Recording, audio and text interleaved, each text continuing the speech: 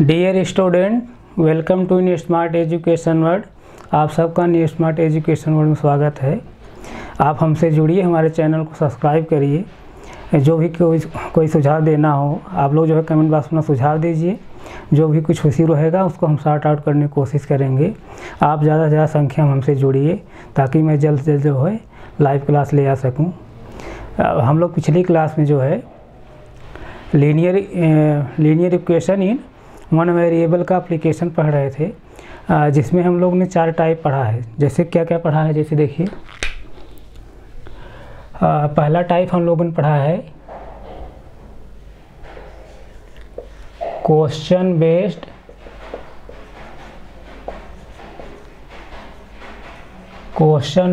On numbers,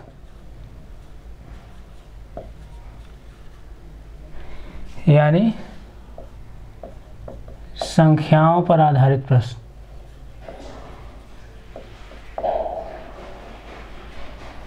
संख्याओं पर आधारित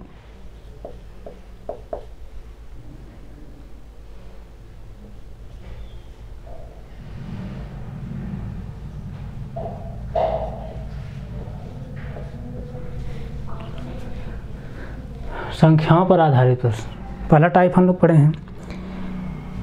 दूसरा क्या था? क्वेश्चन बेस्ड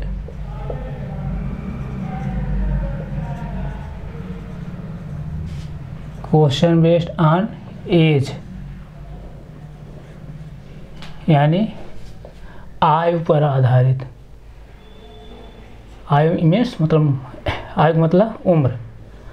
आयु पर आधारित प्रश्न।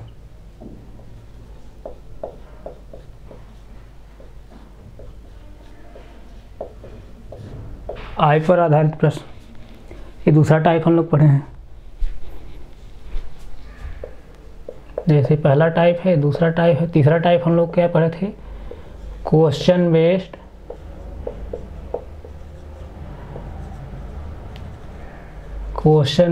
ऑन ज्योमेट्री,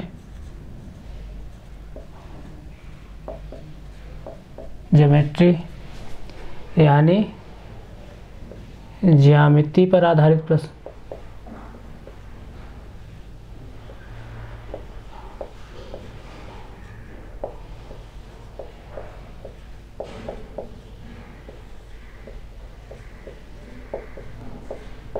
ज्यामिति पर आधारित प्रश्न, ये तीसरा टाइप हम लोग पढ़े थे एप्लीकेशन में। चौथा टाइप हम लोग क्या पढ़े थे? क्वेश्चन बेस्ड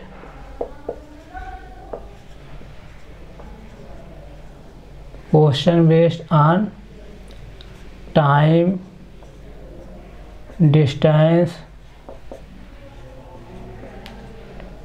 एंड स्पीड, यानी समय, दूरी तथा चाल पर आधारित प्रश्न।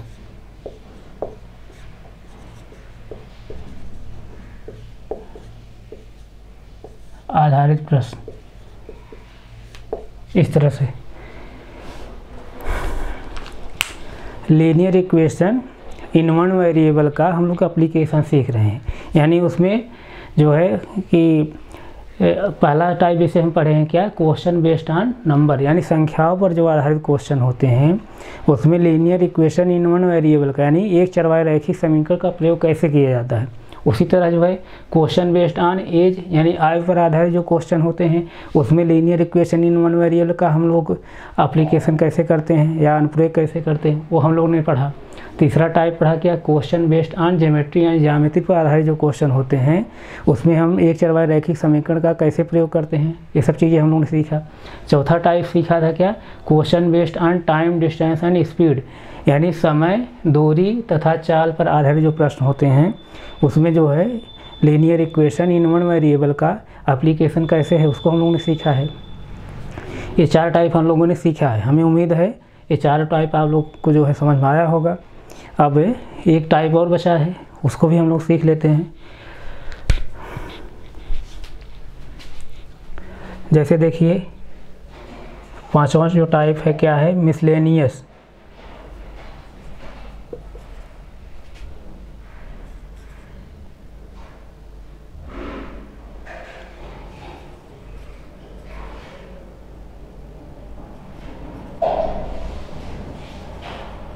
मिसलेनियस क्वेश्चन,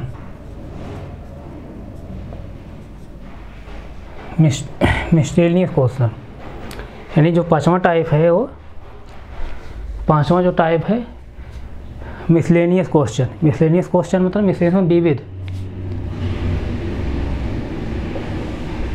विविध प्रश्न, विविध प्रश्न, मिसलेनियस क्वेश्चन यानी विविध प्रश्न।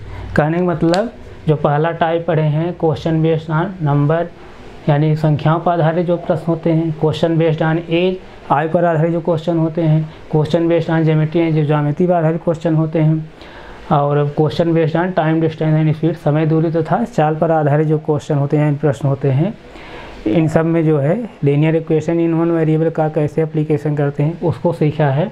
अब इन चारों के अलावा जो है विविध प्रश्न जैसे आते हैं, जैसे उसमें सब मिक्स रहेंगे, पहला टाइप रहे, दूसरा टाइप, तीसरा टाइप भी रहेगा, चौथा टाइप और कुछ टाइप जैसे क्वेश्चन रहेंगे। इस तरह से जो विविध क्वेश्चन आते हैं। तो आइए हम लोग जो है 5वां जो है टाइप पढ़ें। तो आप लोग नोट कर सकते हैं।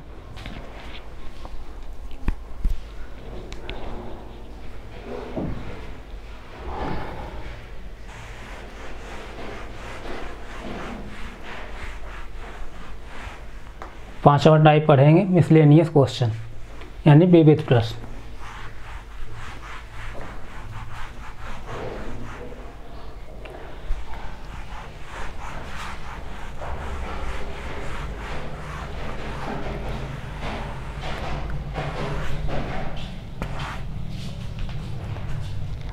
जैसे देखिए कोई क्वेश्चन लिखिए, एक क्वेश्चन जैसे है, जैसे सरकार द्वारा, जैसे क्वेश्चन कोई है, सरकार द्वारा अनाथालय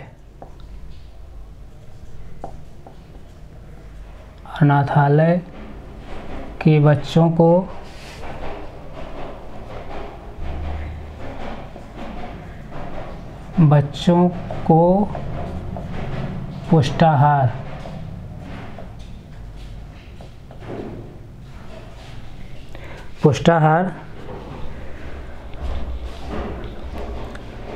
पुष्टाहार देने के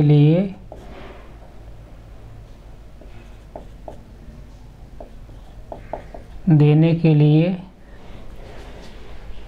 20 ग्राम, जैसे 20 ग्राम दलिया। सरकार द्वारा अनाथालय के बच्चों को पुष्टाहार देने के लिए 20 ग्राम दलिया प्रति बच्चों को दिया जाता है। प्रति बच्चों की दर से दिया जाता है।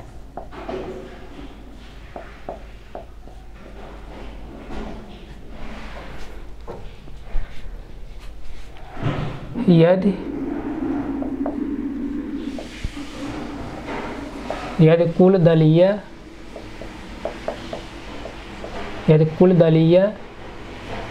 20 किग्रा यानी 20 किलोग्राम 20 किग्रा वितरित किया गया,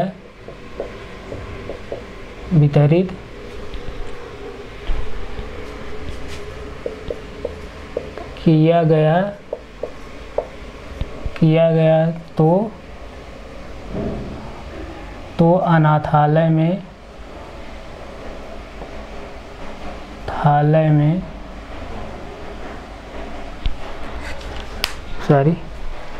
तो अनाथालय में बच्चों की संख्या बताइए। तो अनाथालय में बच्चों की संख्या बताइए।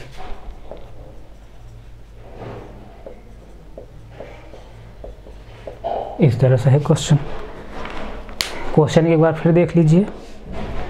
सरकार द्वारा अनाथालय के बच्चों को पुष्टाहार देने के लिए 20 ग्राम दलिया प्रति बच्चों की दर से दिया जाता है। उसके आगे फिर कह रहा है यदि कुल दलिया 20 किलोग्राम वितरित किया गया हो तो अनाथालय में बच्चों की संख्या बताइए, यानी कितने बच्चे थे सब। तो आइए इसको हम लोग सॉल्व करते हैं। कैसे सॉल्व करते हैं, इसको हम मिटा दे रहे हैं।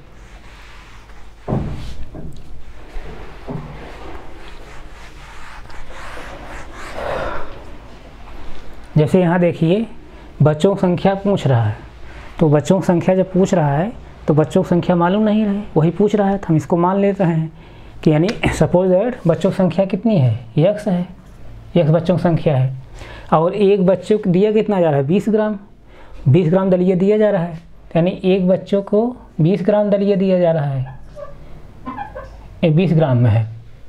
तो जैसे देखिए एक टोटल बच्चों की संख्या मैं मान रहा हूँ x, और एक बच्चे को 20 ग्राम दिया जा रहा है, तो टोटल बच्चों में 20 जब गुणा करेंगे वो किसके बराबर होगा, जो दलिया दी गई कितना 20 किलोग्राम जो दी गई है। ध्यान समझिएगा, एक बच्चे को 20 ग्राम दलिया दिया जाता है, अब बच्चों की संख्या हमको पता नहीं है, तो उसको हम लोग मान लेते हैं कि x बच्चे हैं पूरे अनाथालय में। x बच्चों की संख्या हो गई और एक बच्चों को 20 ग्राम दलिया मिलती है, तो x में जब 20 का गुणा करेंगे तो जितनी टोटल दलिया दी गई उसके बराबर होगा कि नहीं होगा, ये होगा। हमें लग रहा है कन्फर्म होंगे आप सब। बच्चों की संख्या x में मान ले रहा हूँ, एक बच्चों को 20 किलोग्राम, एक बच्चे को 20 ग्राम दिया जा रहा है दलिया, तो x में टोटल जो बच्चों की संख्या है उसमें, और एक बच्चे को जितनी दलिया दी जा रही है, कितनी जा रही है 20 ग्राम दी जा रही है, तो उसको हम गुणा कर देंगे, तो ये जो वैल्यू है किसके बराबर है, टोटल जो दलिया दी गई है अनाथालय में उसके बराबर हो गए।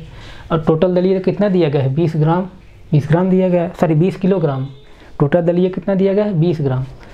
फिर समझिए टोटल जो दलिया दी गई है ये 20 किलोग्राम, यानी 20 किलोग्राम। तो अब यहाँ देखिए एक ग्राम में है और एक किलोग्राम में है, और दोनों तरफ क्या होना चाहिए, एक ही जो है यूनिट होनी चाहिए, या तो ग्राम में रहे या तो किलोग्राम में रहे, अलग अलग यूनिट नहीं होनी चाहिए। तो जो 1 किलोग्राम दिया गया है इसको हम ग्राम में बदल रहे हैं। अब पिछली क्लास में हम लोगों ने बताया था कि कैसे हम जो है मीटर को सेंटीमीटर बदलते हैं, किलोग्राम ग्राम बदलते हैं, ग्राम को किलोग्राम कैसे बदलते हैं, ये चीज़ें हमने बताया था। तो फिर हमें उम्मीद है वो आप लोग समझे होंगे, तो नहीं अगर समझे हो तो फिर मैं रिवाइज कर दे रहा हूँ थोड़ा सा। जैसे देखिए मैं क्या बताया था, मिली सेंटी डेसी मीटर। अब यही मैं बता था यहाँ मीटर है, लीटर है और ग्राम है, एक समझ एक बेस है, इसको मान लेते हैं मिली सेंटी डेसी मीटर। जैसे डेका हुआ, Deka, hecto, kilo,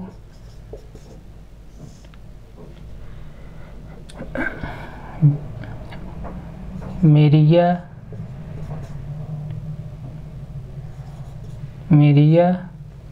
quintal,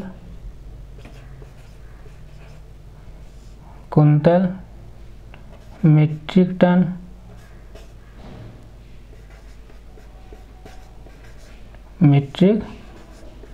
ton से सीढ़ी एक बदल लो, से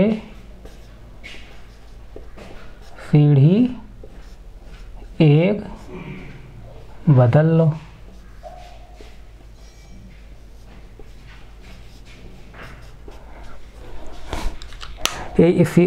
मेरिया कुंतल मीट्रिक टन से सीढ़ी एक बदल लो, से सीढ़ी एक बदल लो, ये यूनिट नहीं है, मैं आप लोगों के लिए याद करने के लिए जो है, ताकि आप लोगों को जो है आसानी से सुविधा हो जाए, इस तरह से milli centi decimetre deca hecto kilo मेरी 1 कुंतल मीट्रिक टन से सीढ़ी 1 बदल लो। इस तरह से मैं ऐड कर दे रहा हूँ ये इतना शब्द, ताकि हम लोगों को जो है याद करने में थोड़ा रुचिकर हो जाए, इंटरेस्टेड हो जाए, ताकि याद हो जाए। इसलिए मैं जो है इसको जोड़ा हूँ, से सीढ़ी 1 बदल लो। तो यहाँ देखिए, जैसे यहाँ पर आप देखिए, अब हमको क्या बदलना है, किलोग्राम को ग्राम बदलना है। अब देखिए यहाँ पर किलोग्राम कहाँ है, यहाँ पर है किलोग्राम, और ग्राम कहाँ है, यहाँ पर है। तो यहाँ देखिए किलोग्राम से अब ग्राम तक चलेंगे हम। तो 1 किलोग्राम यहाँ पर है, इकाई, दहाई, सैकड़ा, हज़ार, यहाँ ग्राम है, हज़ार। यानी किलोग्राम जब हज़ार में चल रहे हैं, और सॉरी किलोग्राम जब ग्राम हम चल रहे हैं, तो किस पोजीशन ग्राम है, हज़ार का स्थान पर है। तो मैं बताया हूँ कि नीचे वाली जो मतलब यूनिट होती है, उसको ऊपर वाले में जब बदलते हैं क्या करते हैं, गुणा करते हैं। और ऊपर वाली जो यूनिट होती है नीचे वाले जब बदलेंगे तो क्या होता है, भाग होता है। इस चीज़ मैं पिछली क्लास में बताया हूँ, फिर से आप लोग वहाँ समझ लीजिएगा। जैसे किलोग्राम को हमको बदलना है ग्राम में, तो किलोग्राम से हम ग्राम पर चलेंगे, इकाई, दहाई, सैकड़ा, हज़ार, हज़ार। यानी किलोग्राम से किलोग्राम से जो ग्राम है 1000वें पोजीशन पर है, इकाई, दहाई, सैकड़ा, हज़ार, 1000वें पोजीशन पर है। अब मैं क्या बताया हूँ पिछली क्लास में कि जब नीचे वाली जो यूनिट होती है, नीचे वाली जो यूनिट होती है, उसको जब ऊपर वाली यूनिट में हम चेंज करेंगे तो क्या होता है, गुणा होता है। यानी नीचे जो चीज़ है ऊपर वाली में जब बदलेंगे तो क्या होगा, गुणा होगा। और ऊपर वाली जो चीज़ नीचे की जब बदलेंगे तो क्या हो जाएगा, भाग हो जाएगा। तो अब यहाँ देखिए किलोग्राम को हम ग्राम बदलना चाह रहे हैं, नीचे वाली यूनिट को हम ऊपर वाली यूनिट बदल रहे हैं, तो क्या होगा, यहाँ पे गुणा होगा। तो यानी तो 1 किलोग्राम बराबर क्या हो जाएगा, 1 किलोग्राम बराबर क्या हो जाएगा, 1000 ग्राम। इस तरह से हमें उम्मीद है आप लोग समझ में आ रहा होगा। ऐसे बदलते हैं। अब यहाँ देखिए कि गिरा दिया है, 100 ग्राम बदल लेंगे। अब 1 किलोग्राम कितना ग्राम है, 1000 ग्राम आ गया। यानी 1 किलोग्राम में कितना ग्राम, 1000 ग्राम। जैसे आप लोग किराने की दुकान जाते हैं जब, तो वहाँ 1 किलो जैसे चीनी लेते हैं, तो उसमें अगर कोई कहे कितने ग्राम है भाई, ये तो क्या बताएंगे, 1000 ग्राम है। इस तरह से हमें उम्मीद है आप लोग समझ में आया होगा। अब ये सब चीज़ें हम जो है बेसिक क्लास में बहुत डिटेल्स हम बताएंगे वहाँ पर, आप लोग जो है पेशेंस रखिए। आइए इसके आगे अब देखा जाए। अब जैसे देखिए, अब 20 किलोग्राम को हम ग्राम बदलेंगे, ये 20 केजी है, और इसको हमको ग्राम बदलना है तो क्या हो जाएगा, 20 अब गुणे कितना, 1 किलोग्राम कितना, 1000 ग्राम। तो अब 20 किलो में कितना ज़्यादा होगा तो गुणा कर लीजिए, कितना हो जाएगा। इस तरह से इतना क्या आएगा, ग्राम आएगा यहाँ, इस तरह से। तो अकॉर्डिंग टू क्वेश्चन चलिए, अब अकॉर्डिंग टू क्वेश्चन जब चलेंगे तो क्या कह रहा है कि अनाथालय में बच्चों की संख्या कितनी है। अब फिर से क्वेश्चन देख लीजिए। सरकार द्वारा अनाथालय के बच्चों को पुष्टाहार देने के लिए 20 ग्राम दलिया प्रति बच्चों की दर से दिया जाता है। यदि कुल दलिया जो है 20 किलोग्राम वितरित की गई हो तो अनाथालय में बच्चों की संख्या ज्ञात कीजिए। तो हम लोग क्या करेंगे, बच्चों की संख्या पूछ रहा है, बच्चों की संख्या हम लोग मालूम नहीं है, उस कंडीशन क्या करेंगे, बच्चों की संख्या हम x मान ले रहे हैं। यानी अनाथालय में जो टोटल बच्चों की संख्या कितनी है, x है। और एक बच्चे को 20 ग्राम दलिया दिया जाता है, तो टोटल बच्चों की संख्या में अब एक बच्चे की जो दलिया दी जा रही है 20 ग्राम, उसका अगर गुणा कर देंगे तो वो ये जो वैल्यू है किसके बराबर है, टोटल जो दलिया वितरित की गई है यानी 20 किलोग्राम, तो 20 किलोग्राम के बराबर है। अब 20 किलोग्राम हम ग्राम बदले हैं तो कितना आया है, इतना आया है, इतना 20,000 ग्राम। इस तरह से ये हुआ अकॉर्डिंग टू क्वेश्चन। हमें उम्मीद है सब समझ में आ रहा होगा। फिर से एक बार थोड़ा आप लोग समझ लीजिए। अनाथालय में बच्चों की संख्या पूछ रहा है क्वेश्चन, अनाथालय में बच्चों की संख्या नहीं मालूम, हम मान ले रहे हैं x, सपोज दैट उसमें टोटल बच्चों की संख्या क्या है, x है। अब एक बच्चे जो है कह रहा है कि प्रति बच्चों की दर से, यानी एक बच्चे को, प्रति बच्चों की दर से मतलब एक बच्चे को कितना मिला, 20 ग्राम मिला है पुष्टाहार या दलीय। तो टोटल बच्चों की संख्या कितनी है, x है। और x में जब हम 20 ग्राम गुणा कर देंगे तो वैल्यू जो है किसके बराबर हो, जो टोटल दलीय वितरित की गई है, कितना वितरित की गई है, 20 किलोग्राम। एक ग्राम में है और ये क्या है, किलोग्राम में है। 20 किलोग्राम, 20 किलोग्राम यानी 20 की ग्राम वितरित की गई है, यानी x इंटू 20 ग्राम जो गुणा करेंगे किसके बराबर होगा, 20 किलोग्राम जो वितरित किया गया है।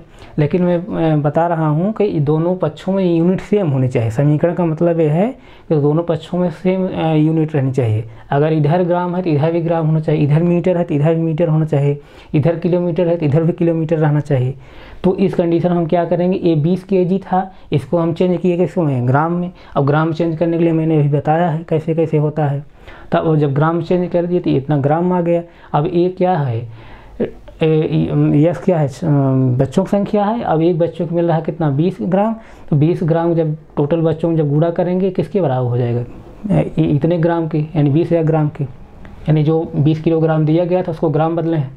यही हमें उम्मीद है यहाँ तक समझ में आया होगा। अब यही क्वेश्चन सॉल्व कर लीजिए, जो है आज आ जाएगा। अब जैसे देखिए आप, x इक्वल टू क्या हो जाएगा, इधर गुणा है, इधर क्या हो जाएगा, भाग पड़ जाएगा।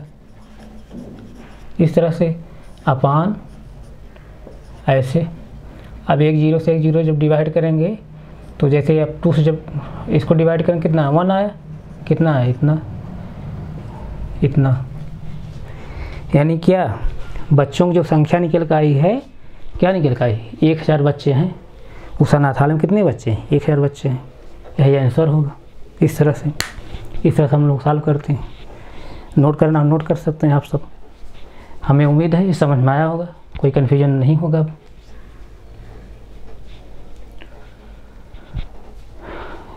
ये सब चीज़ जो है ये अलग है, जैसे आप बदल को मैं बताया हूँ, यहाँ पे मैं बदल बताया हूँ। क्वेश्चन सिर्फ साल में इतना किया हूँ। इस तरह से उतार लीजिए।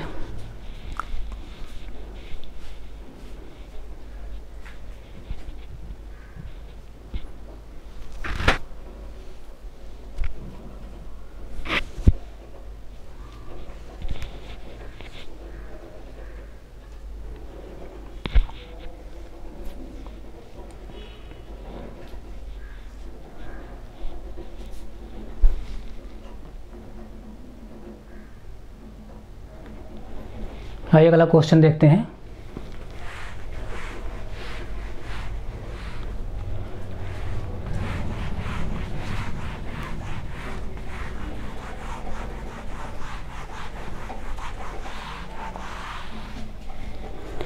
अगला क्वेश्चन जैसे है, किसी संख्या के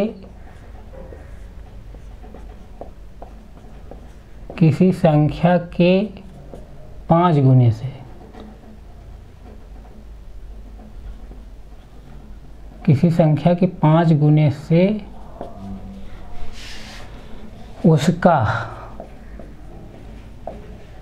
उसका 3 गुना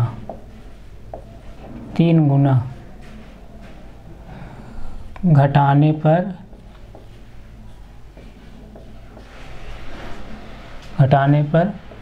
18 शेष बचता है। 18 शेष बचता है। तो संख्या ज्ञात कीजिए।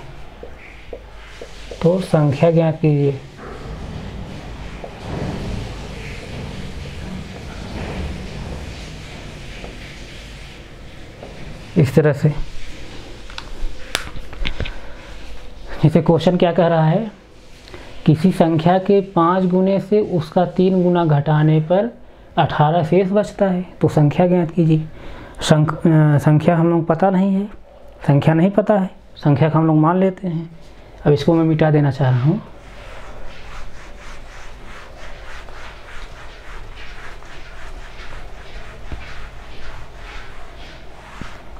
जैसे देखिए, संख्या मान लीजिए क्या है, x है, x संख्या है। अब अकॉर्डिंग टू क्वेश्चन क्या कह रहा है, किसी संख्या के 5 गुने से, 5 गुना मतलब 5 गुणा कर लीजिए, 5x हो जाएगा। 5 गुने में से क्या करा, उसका 3 गुना घटाने पर, 3 गुना हटा दीजिए, 3 गुना करेंगे 3x हो जाएगा, यानी x माने संख्या उसका 3 गुना मतलब 3x, घटाने में कितना बचता है 18 बचता है। इस तरह से तो संख्या ज्ञात कीजिए। अब देखिए, अब यहाँ पर मैं क्या बताया हूँ, वेरिएबल सेम है और साइन क्या है, अपोजिट है। साइन अपोजिट जब रहता है बड़े वाले पद में से छोटा पद क्या है, घट जाता है। साइन किसका लिखते हैं, बड़े वाले पद का, बड़े वाले पद साइन हम लिखेंगे। अब यहाँ देखिए 5x में 3x जब निकलेगा तो कितना आएगा, 2x आएगा, 2x। अब यहाँ प्लस लिखेंगे माइनस, अब बड़े वाले पद का साइन क्या है, प्लस है, प्लस लिखिए चाहे ना लिखिए, हम माना जाएगा।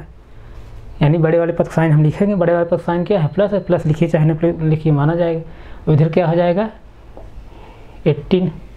अब x इक्वल टू क्या हो जाएगा, x equal to 18/2, x equal to कितना 9।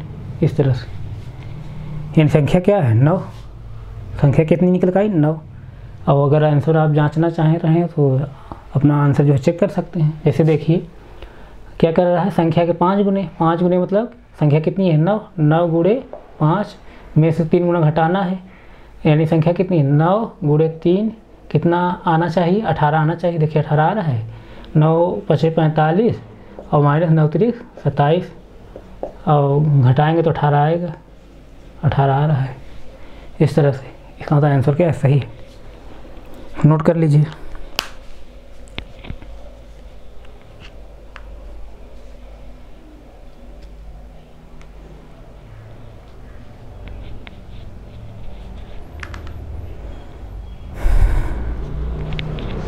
अगला क्वेश्चन हम लोग देखते हैं।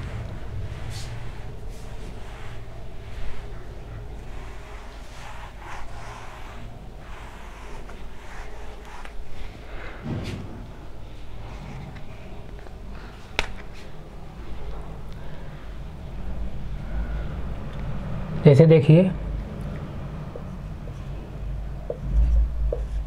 एक आयत की लंबाई, एक आयत की लंबाई उसकी चौड़ाई से, उसकी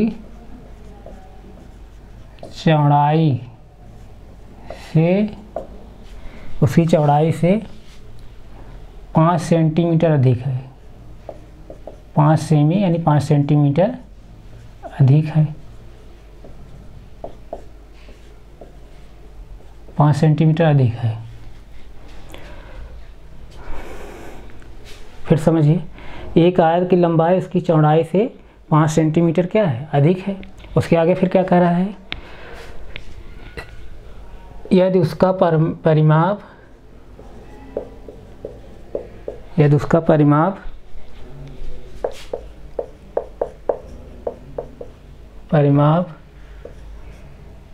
26 सेंटीमीटर हो, 26 सेंटीमीटर यानी 26 सेंटीमीटर हो तो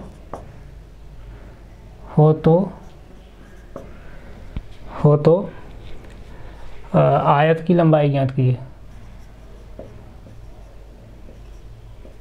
आयत की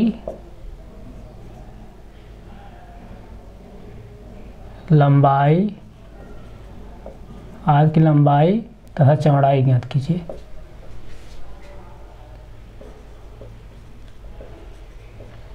चौड़ाई ज्ञात कीजिए। इस तरह से क्वेश्चन है। ऐसे फिर क्वेश्चन देख लीजिए, एक आयत की लंबाई इसकी चौड़ाई से 5 सेंटीमीटर क्या है, अधिक है। यदि उसका परिमाप 26 सेंटीमीटर हो तो आयत की लंबाई तथा चौड़ाई ज्ञात कीजिए। यही क्वेश्चन है। आइए हम लोग देखते हैं कैसे सॉल्व करते हैं।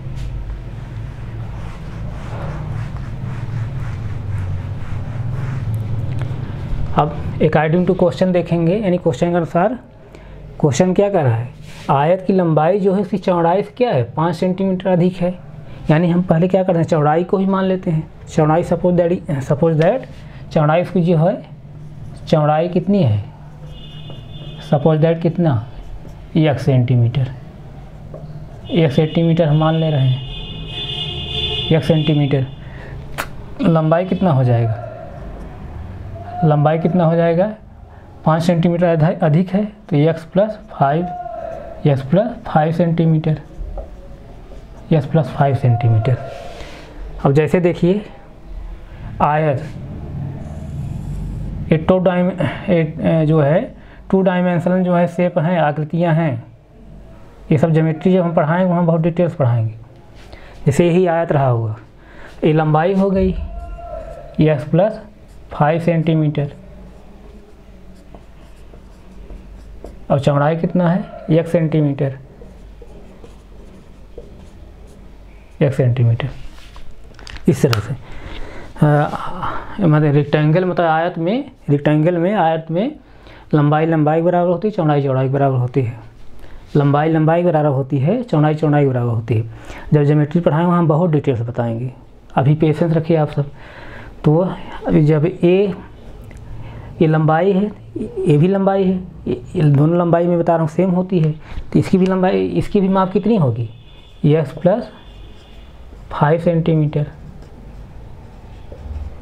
और ये चौड़ाई है, तो ये जितनी चौड़ाई होगी इतनी चौड़ाई ये भी होगी, ये भी 1 सेंटीमीटर होगा। इस तरह से यही परिमाप है, सॉरी यही जो है आयत है, जैसे यही दिया है, ये लंबाई है लंबाई, चौड़ाई है चौड़ाई। अब उसमें अकॉर्डिंग टू क्वेश्चन क्या कह रहा है, यदि उसका परिमाप यानी किसका, आयत का, आयत परिमाप कितना है 26 सेंटीमीटर हो तो आयत की लंबाई तथा चौड़ाई ज्ञात कीजिए। अब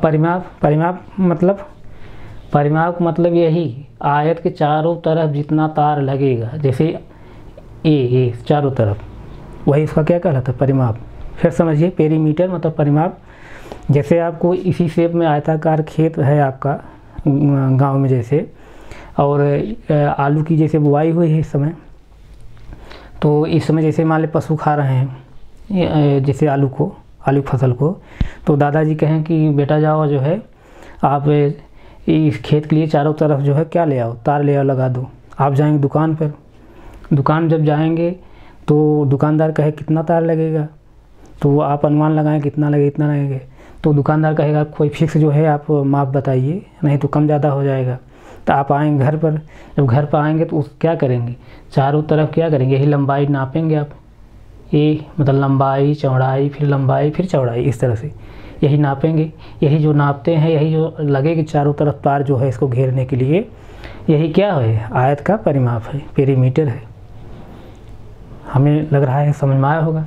यानी चारों तरफ तार लगाने के लिए जितना तार लगेगा इस आयत चारों तरफ तार लगाने के लिए जितना तार लगेगा वही क्या इसका परिमाप। तो कितना लगेगा तार, मतलब ये लंबाई बराबर लगेगा, फिर इस चौड़ाई बराबर लगेगा, फिर इस लंबाई बराबर, फिर इस चौड़ाई बराबर। कहने मतलब क्या, चारों भुजाओं का योग हम निकाल रहे हैं, वही क्या होता है इसका पेरीमीटर यानी परिमाप। यानी सरल शब्दों में अगर देखें तो आयत का परिमाप का मतलब ये है चारों भुजाओं का योग, वही क्या है उसका परिमाप है।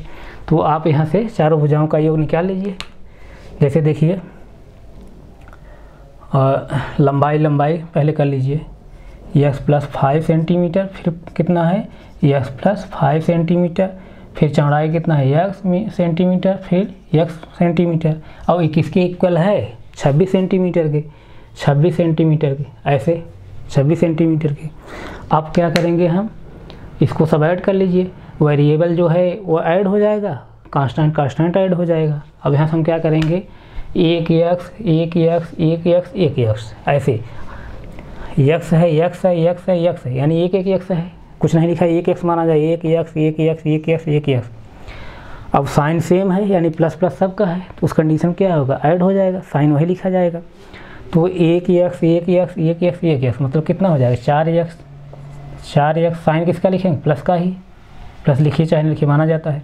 अब कांस्टेंट जोड़ लीजिए +5 जब +5 यानी यहाँ क्या है साइन सेम है, साइन सेम मतलब दोनों प्लस है, अब जुड़ जाएगा, साइन वही लिखा जाएगा। जब साइन सेम रहता है जुड़ जाता है, साइन वही लिखते हैं। अब साइन जब अपोजिट रहता है, बड़े वाले पद छोटा पद क्या करते हैं हम लोग सब्ट्रैक्ट कर देते हैं, और साइन किसका लिखते हैं, बड़े वाले पद का। इस तरह से अब +5 ऐड हो जाएगा, कितना हो जाएगा 10। साइन के क्या रहेगा, साइन यहाँ क्या रहेगा, प्लस ही रहेगा, वही साइन इक्वल टू 26।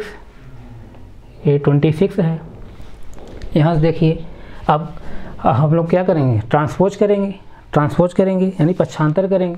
जब पक्षांतर करेंगे क्या करते हैं, और वेरिएबल एक तरफ करते हैं, कांस्टेंट एक तरफ करते हैं, वेरिएबल कहीं रहने दीजिए, यानी 4ax इक्वल टू, इधर देखिए a प्लस 10 है तो हो जाएगा क्या है, माइनस 10 हो जाएगा, 26 माइनस 10, इस तरह से 4ax इक्वल टू 26 में से 10 जब सब्ट्रैक्ट करेंगे कितना आएगा, 16 आएगा, और x इक्वल टू कितना हो जाएगा, 16/4।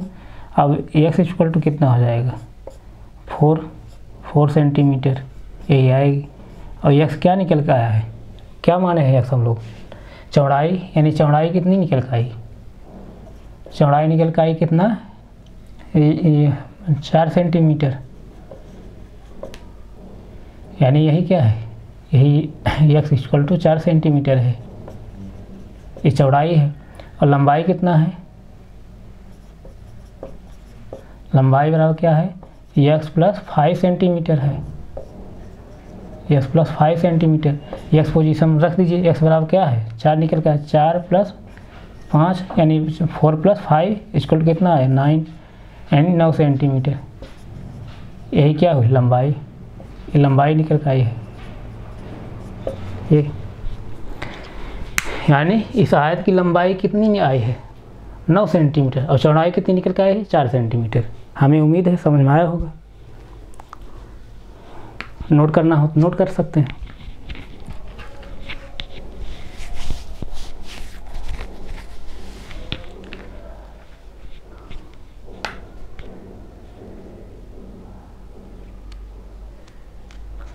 जैसे अगला क्वेश्चन देखते हैं हम लोग,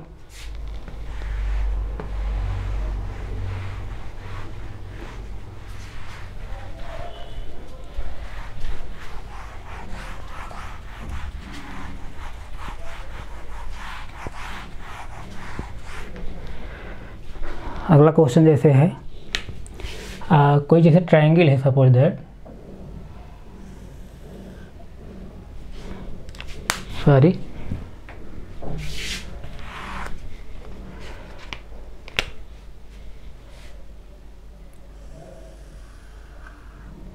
ट्रायंगल है,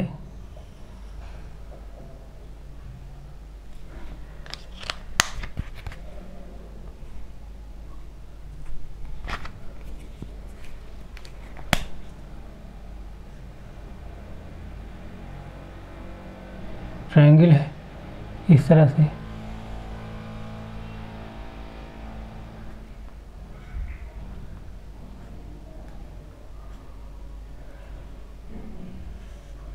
अब ये सपोज है जैसे 85 डिग्री है, अब कितना है, जैसे 40 डिग्री है, और यहाँ क्या है, x डिग्री है, फाइंड आउट नहीं है, यानी ज्ञात नहीं है, यही हमको ज्ञात करना है। यानी इस ट्रायंगल में यहाँ 40 डिग्री है, 85 डिग्री है, यहाँ x डिग्री है, x की वैल्यू कैसे निकालेंगे हम लोग,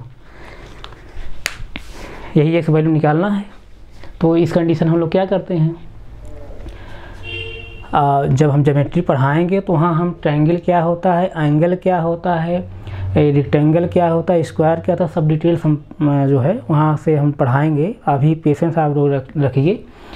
अभी यहाँ हमारा सिर्फ जो है बताने का सिर्फ उद्देश्य ये है कि linear equation in non variable में इन सब टाइप के जो क्वेश्चन बनते हैं उसमें कैसे हम लोग उसका एप्लीकेशन करते हैं, वही हम लोग सिखा रहे हैं यहाँ पे। तो जब वो ज्योमेट्री हम पढ़ेंगे तो वहाँ सब डिटेल्स बताएंगे। तो आप लोग सिर्फ इतना जानिए जैसे कि कोई भी ट्रायंगल जैसे होता है, यानी कोई भी त्रिभुज होता है उसमें तीनों अंतः कोणों का योगफल कितना होता है, 180 अंश बराबर होता है। यानी इस कोण का, इस कोण का, इस कोण का, तीनों कोणों का योगफल जो होता है किसके बराबर होता है, 180 अंश बराबर होता है। अब कैसे होता है, क्यों होता है, इसको हम ज्योमेट्री जब पढ़ाएंगे तो वहाँ बहुत डिटेल्स हम डिस्कस करेंगे। यानी जैसे देखिए ये वाला कोण, जैसे देखिए 85 plus 40 degree plus x degree है, तो ये किसके बराबर है, 180 अंश बराबर है, इस तरह से। तो तीनों कोणों का योगफल कितना होता है, 180 अंश बराबर होता है। अब यहाँ से x वैल्यू निकाल लीजिए, एक कांस्टेंट जुड़ जाएगा, एक कितना हो जाएगा, इसको ऐड करेंगे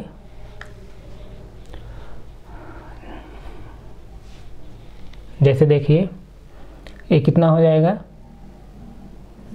125 प्लस कितना x इक्वल टू 180 इस तरह से।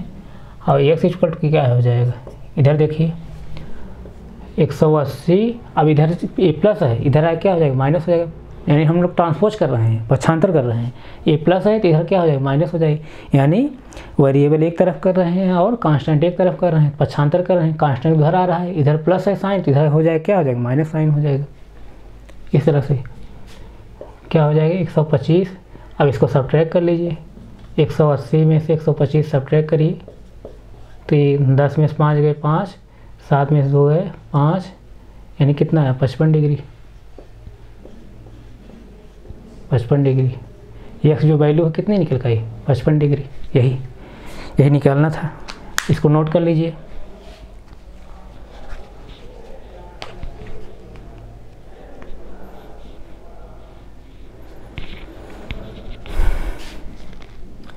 डियर स्टूडेंट, अभी हम लोग क्या पढ़ रहे थे, linear equation in one variable, यानी एक चरवाई रैखिक समीकरण पढ़ रहे थे। हमें पूरा उम्मीद है कि जो है हम जो है आप लोगों को समझाने में सफल रहा होगा और आप लोग समझ लिए होंगे। अब ये जो है linear equation in one variable जो है आज समाप्त हो गया। अब आगे हम लोग क्या पढ़ेंगे, linear equation in two variable, यानी दो चरवाई रैखिक समीकरण। Linear equation in two variable, दो चरवाई रैखिक समीकरण हम पढ़ेंगे। अभी हम लोग क्या पढ़ रहे थे, एक चरवाई रैखिक समीकरण, यानी जो भी क्वेश्चन हम लोग पढ़े वहाँ सिर्फ एक ही चर आता था, कोई भी एक चर, जैसे x आता था तो x ही आता था, y आता था y, चाहे जो भी पढ़े एक ही चर पढ़े। अब हम लोग क्या पढ़ेंगे, दो चर पढ़ें, जैसे x y पढ़ेंगे, a b पढ़ेंगे या जैसे p q पढ़ेंगे। जब पढ़ेंगे क्या करेंगे, दो चर पढ़ेंगे, वहाँ क्वेश्चन जो आएंगे दो चर रहेंगे उसमें। तो अगली क्लास में हम लोग क्या पढ़ेंगे, linear equation in two variable, यानी दो चरवाई रैखिक समीकरण पढ़ेंगे। और एक चरवाई रैखिक समीकरण जो है हम लोग अच्छे से पढ़े हैं और हमें उम्मीद है आप लोग समझ में आ रहा होगा। तो आप जो है ज़्यादा से ज़्यादा संख्या में हमसे जुड़िए, जो भी कुछ सुझाव देना आप लोग कमेंट बॉक्स में सुझाव दीजिए। आप लोगों में विश्वास दिला रहा हूँ, आप हमसे जुड़िए। जो है SSC CGL के एग्ज़ाम हो, चाहे जितने भी कॉम्पिटिटिव एग्ज़ाम हो, वहाँ देखेंगे जो है मैथ का पोर्शन जो आपको रहेगा उसमें सबसे ज़्यादा स्कोर आपको रहेगा। तो आप लोगों से मैं रिक्वेस्ट कर रहा हूँ ज़्यादा से ज़्यादा संख्या में आप जुड़िए। आप जितनी संख्या में जैसे जुड़ जाएंगे, मैं जल्द से जल्द जो है लाइव क्लास लेकर के यहाँ हम आएंगे। और आज हम यहीं तक रखते हैं, आगे फिर कंटिन्यू करेंगे। Thank you so much.